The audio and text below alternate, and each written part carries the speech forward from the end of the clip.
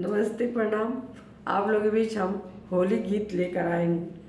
सुनिए, आप लोग कैसा लगता है कमेंट करके बताइएगा। लाइक सब्सक्राइब शेयर जरूर करिएगा। धन्यवाद। हरिहरा सुगावा के लाली लाली ठोरावा, हरिहरी सुगावा के लाली लाली ठोरावा, आरे ले जइहा हो सुगा, ले जइहा हमारो संदेशा, ससुर आगे कोई इहो संदेशा, सुगा ससुर से कहिहा, इहो संदेशा सुगा ससुर से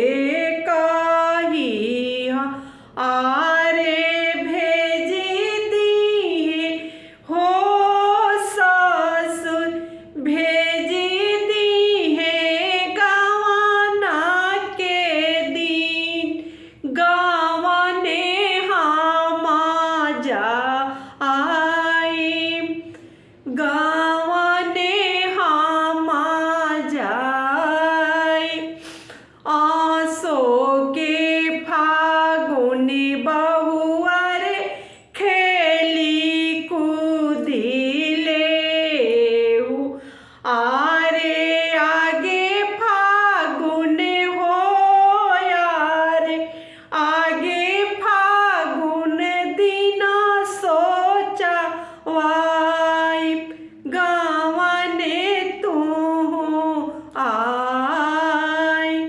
हरिहर सुगावा के लाली लाली ठोरावा, आरे ले जइहा हो सुगा, ले जइहा हमारो संदेशा, भसुर आगे कही इहो संदेशा, सुगा भसुर से कहिहा, आरे भेजी दिए हो भसुर, भेजी दिए गवाना के दिन, फागुन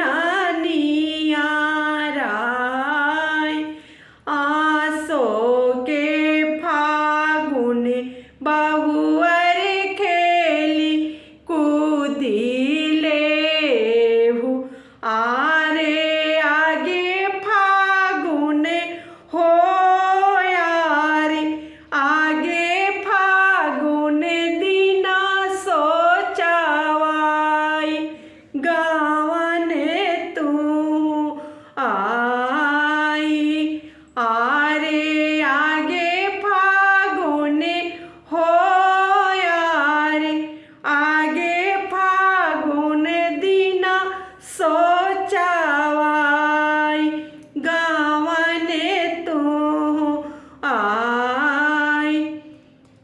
नमस्ते प्रणाम। हम लोग के बीच में हम होली गीत गाए, कैसा लगा आप लोग कमेंट करके ज़रूर बताइएगा। धन्यवाद।